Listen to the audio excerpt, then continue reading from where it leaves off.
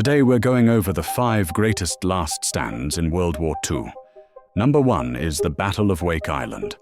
When the Japanese Empire launched its wave of attacks across the Pacific in December 1941, one of the most unlikely stands of the opening weeks of the war took place on a remote coral atoll, 2,300 miles west of Hawaii. Wake Island had no cities, no deep-water fleet base, and only a small U.S. garrison. 449 Marines, about 68 Navy personnel, a handful of Army radio operators, and more than 1,200 American civilian construction workers who volunteered to fight. They faced a Japanese invasion force that would eventually include 2,500 naval landing troops, backed by cruisers, destroyers, and, during the second assault, aircraft carriers Soryu and Hiryu.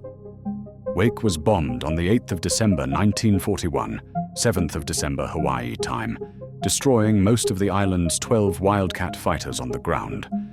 Yet on the 11th of December, the defenders accomplished something no one expected. As Japanese ships closed in, Marine coastal batteries and the surviving Wildcats tore into the landing force, sinking 2 destroyers and damaging others, forcing a full retreat. It was the only time in World War II that an amphibious assault was repelled after it had begun. Marine aviator Captain Henry T. Elrod bombed and sank the destroyer Kisaragi, an act that would earn him a posthumous Medal of Honor. Japan returned before dawn on the 23rd of December with overwhelming force. Fighting raged across Wake, Peel, and Wilkes Islets, including a final night counterattack by Marines on Wilkes ammunition, was nearly gone. The hoped-for U.S. relief fleet had been recalled. At dawn, Commander Winfield Cunningham and Major James Devereux agreed to surrender. Wake fell, and its garrison went into captivity. But the 15-day stand electrified the United States. A tiny outpost had cost Japan warships, aircraft, and hundreds of casualties, proof that the Pacific War would not be won cheaply. Number 2. The defense of Brest Fortress. In the first hours of Germany's 1941 invasion of the Soviet Union, a 19th-century fortress at Brest came under attack.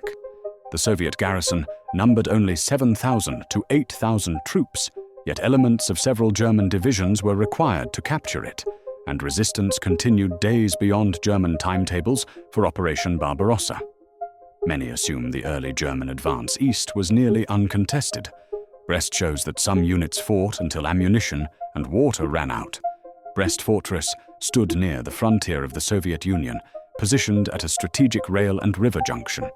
When German forces opened Operation Barbarossa on 22nd of June 1941, artillery bombardment struck barracks and defensive ramparts before dawn. Bridges and communication lines were cut, separating units and isolating command posts. German infantry entered outer fortifications, expecting a rapid collapse. Inside the fortress, however, the bombardment had fractured structures into defensible rubble. Red Army troops from the 6th and 42nd Rifle Divisions, along with border guards and support personnel, organized defense in casemates, underground passages, and interior courtyards. With water stations damaged, defenders drew limited supplies from wells. Medical treatment occurred in dark cellars under shelling. German assault units brought engineers, flamethrowers, and demolition charges to clear resistance strong points. Fighting developed at extremely close range. German reports describe having to reduce individual buildings and traverse stairwells fortified with overturned furniture, sandbags, and machine gun positions. Attempts to negotiate surrender did not end the fighting. By 26th to 29th June, organized Soviet defense had largely broken, though small groups continued resistance into early July. German advances in the sector resumed, but only after spending additional time and resources on an objective not originally planned as a prolonged operation. Brest did not change the outcome of the opening stage of Barbarossa, yet it became an early example of the unexpected resistance that challenged German assumptions about Soviet collapse. Number 3. The Battle of Bataan. When Japan invaded the Philippines in December 1941, US and Filipino forces withdrew into the Bataan Peninsula. a jungle-covered barrier guarding Manila Bay. What was supposed to be a brief delaying action turned into one of the most brutal last stands of the Pacific War. Roughly 80,000 troops, about 66,000 Filipinos and 12,000 Americans, held the peninsula against the 14th Imperial Japanese Army under Lieutenant General Masaharu Homma, supported by tanks, heavy artillery, and total control of the air.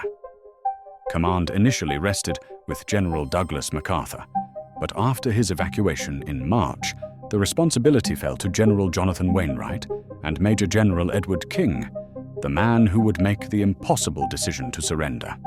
The defenders established their lines on 7th January 1942, forming the Abukay-Mauban Line and later the Orion-Bagak Line, stopping Japanese attacks for weeks. In February, troops fought desperate battles known as the Battle of the Points and the Battle of the Pockets, where infiltrating Japanese units were isolated and destroyed with close-range counterattacks. But the peninsula itself became a killer. From the start, soldiers were on half rations, eventually eating weakened rice mixtures, carabaos and roots to survive malaria, dysentery, and dengue disabled thousands. Ammunition ran low. Relief was never coming. By early April, reinforced Japanese units broke through. On 9th April 1942, seeing his men starving and collapsing at their posts, General King surrendered approximately 76,000 troops, the largest capitulation in U.S. military history. The aftermath was even worse. Prisoners were forced into the 65-mile Bataan Death March, during which thousands died from heat, thirst, disease, and lethal abuse. Bataan did not save the Philippines, but it delayed Japanese plans for months and became a rallying cry that defined the U.S.-Filipino war effort. Number 4. The Battle of Hong Kong. The Battle of Hong Kong began the same morning as Pearl Harbor, and for the next 17 days, a mixed Allied garrison tried to hold a colony everyone knew was nearly impossible to defend. About 14,000 troops, British regulars, Canadian units like the Winnipeg Grenadiers and Royal Rifles of Canada, Indian battalions from the Punjab and Rajput regiments, and the local Hong Kong Volunteer Defence Corps, faced roughly 26,000 Japanese troops of the 38th Division under Lieutenant General Takashi Sakai. The defenders had almost no air support and only a handful of aging aircraft. Japan held complete control of the sky from the first day. The fighting moved quickly. On the 8th of December 1941, Japanese forces crossed into the new territories, forcing the Allies back from the gin drinkers line, a defensive system the British hoped would slow an attack for weeks. It lasted less than 48 hours. Within a week, the defenders abandoned Kowloon Peninsula and withdrew across the harbor to Hong Kong Island. There, the battle turned into close-range combat in steep ravines, reservoirs, and dense urban streets. The struggle for Wong Nai Chung Gap, a key passage between northern and southern parts of the island, left slopes littered with burned-out vehicles and collapsed pillboxes. Units were cut off with no chance of reinforcement. Amid this fighting, Company Sergeant Major John Robert Osborne of the Royal Rifles of Canada threw himself on a grenade to protect his men, earning a posthumous Victoria Cross. By the 25th of December, food, water, and ammunition were nearly gone, and no relief fleet was coming. Governor Sir Mark Young surrendered, marking Black Christmas, the first British Crown colony to fall in World War II. Around 10,000 Allied troops were taken prisoner, many facing years of brutal captivity. Hong Kong had fallen, but it had not fallen quietly. Number 5. The Battle of Iwo Jima. Before the final air raids over Japan, before the end of the Pacific War, more than 26,000 US Marines and Navy personnel became casualties on a single volcanic island. Japanese forces suffered an estimated 18,375 killed or missing, and the island's tunnel system turned the fighting into one of the deadliest assaults faced by American forces in World War II. Many assumed the Pacific Campaign was dominated by island landings that quickly overwhelmed defenders, yet Iwo Jima showed a level of resistance planned to the last rifle and bunker. The United States launched its assault on 19 February 1945, targeting Iwo Jima to secure airfields for bomber escort and emergency landings between the Mariana Islands and the Japanese home islands. More than 110,000 US personnel, supported by 500-plus warships, approached landing beaches composed of loose black volcanic sand that slowed movement and equipment.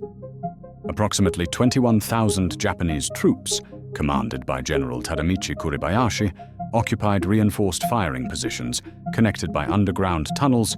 Naval bombardments removed little of the defensive structure. When US units moved ashore, concealed artillery, machine guns, and mortars struck the landing zones. Advances across the island required isolating tunnel entrances and fighting through fortified caves. The battle lasted 5 weeks.